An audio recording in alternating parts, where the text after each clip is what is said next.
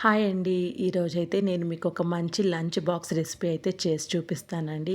Capsicum rice అండి. Taste అయితే చాలా బావుంటుందండి. పిల్లలకి ఆఫ్టర్‌నూను డిఫరెంట్‌గా మనం రైసెస్ చేసామంటే వాళ్ళు ఎంతో ఇష్టంగా తింటారండి. ఎలా చేయాలో చూద్దాం రండి. ఒక ఆనియన్‌ని సన్నలుగా కట్ చేసుకున్నాను. ఒక పచ్చిమిర్చి సన్నలుగా కట్ చేసుకున్నాను. ఒక 2 పెద్ద టమోటాలు తీసుకొని సన్నలుగా కట్ చేసుకున్నాను. సగం నిమ్మకాయ తీసుకున్నాను. పచ్చి బఠానీ అండి ఉడికించి తీసుకున్నానండి సగం కప్పు. ఒక 2 క్యాప్సికమ్‌ని సన్నలుగా చిన్న చిన్న ముక్కలుగా కట్ చేసుకున్నాను. కడాయిలో మనము ఒక 5, 6 స్పూన్ల ఆయిల్ వేసుకొని 2 ఎండుమిర్చిని తుంచి వేసుకుందాము. ఇప్పుడు ఆనియన్ ముక్కలు వేసి బాగా ఫ్రై చేసుకుందాము. ఈ రెసిపీని మీరు కూడా ట్రై చేయండి. పిల్లలైతే ఎంతో ఇష్టంగా తింటారండి. డిఫరెంట్‌గా మనం రైస్ బత్తలు గాని చేసామంటే. ఇప్పుడైతే పచ్చిమిర్చి వేసుకున్నాను. ఇప్పుడైతే ఒక టీ స్పూన్ వచ్చి నేను అల్లం వెల్లుల్లి పేస్ట్ వేశానండి. ఇప్పుడు పచ్చి వాసన పోయేంత వరకు మనం బాగా ఫ్రై చేద్దాము. ఇప్పుడైతే మన టమాటా ముక్కలు వేసుకుందాము. ఈ టమాటా ముక్కలు మెత్తబడేంత వరకు బాగా ఫ్రై చేసుకుందాము.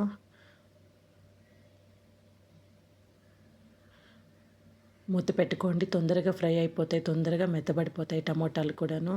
ఇప్పుడైతే మనం పచ్చి బఠానీ వేసుకుందాము. ఉడికిచ్చి తీసుకోండి. పచ్చి బఠానీ బావుంటుంది. ఇప్పుడైతే మనం క్యాప్సికమ్ ముక్కలు వేద్దాము. పిల్లలకి లంచ్ బాక్స్‌లో పెట్టేటప్పుడు క్యాప్సికమ్‌ని సన్నలుగా చిన్న చిన్న ముక్కలుగా చేసుకోండి. వాళ్ళకి తినేటప్పుడు బావుంటుంది. పెద్ద ముక్కలైతే వాళ్ళు తినలేరండి చిన్న పిల్లలు. ఇలా చిన్న చిన్న ముక్కలైతే వాళ్ళు ఈజీగా తినేస్తారండి. ఇప్పుడైతే మనం సరిపడా ఉప్పు వేసుకుందాము.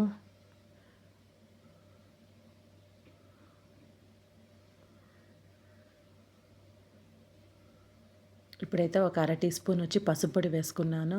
ఒక టీ స్పూన్ వచ్చి కారపొడి వేసుకున్నాను. బాగా కలుపుకుందాము. కలుపుకొని బాగా ఉడికించుకుందాము. క్యాప్సికమ్ మెత్తబడేంత వరకు కొంచెం బాగా ఉడికిద్దాము. ఇప్పుడైతే ఒక టీ స్పూన్ వచ్చి ధనియాల పౌడరు, ఒక టీ స్పూన్ వచ్చి గరం మసాలా పౌడరు వేసి బాగా కలుపుకుందాము. మూత పెట్టండి. తొందరగా ఉడికిపోతుంది. బాగా మెత్తబడిపోయిన తర్వాత ఇప్పుడైతే మనం అన్నం వేసేసుకుందామండి లాస్ట్‌గా. అన్నం చూసుకొని వేసుకోండి. బాగా కలుపుకోండి అన్నం వేసిన తర్వాత. అంతేనండి ఎంతో టేస్టీగా ఉండే క్యాప్సికమ్ రైస్ రెడీ అయిపోయిందండి.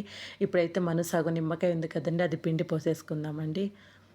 కొంచెం కొత్తిమీర వేసేద్దామండి లాస్ట్‌గా వేసి ఒక 2 నిమిషాలు సిమ్‌లో పెట్టుకొని బాగా కలుపుకుందామండి. అంతేనండి ఎంతో టేస్టీగా ఉండే క్యాప్సికమ్ రైస్ రెడీ అయిపోయిందండి. మీరు కూడా మీ ఇంట్లో తప్పకుండా ట్రై చేయండి. ఎలా వచ్చిందో నాకు కామెంట్ పెట్టండి. లైక్ చేయండి, షేర్ చేయండి, సబ్స్క్రైబ్ చేసుకోండి. ఎంతో టేస్టీగా ఉండే క్యాప్సికమ్ రైస్ రెడీ అయిపోయింది. Thanks for watching.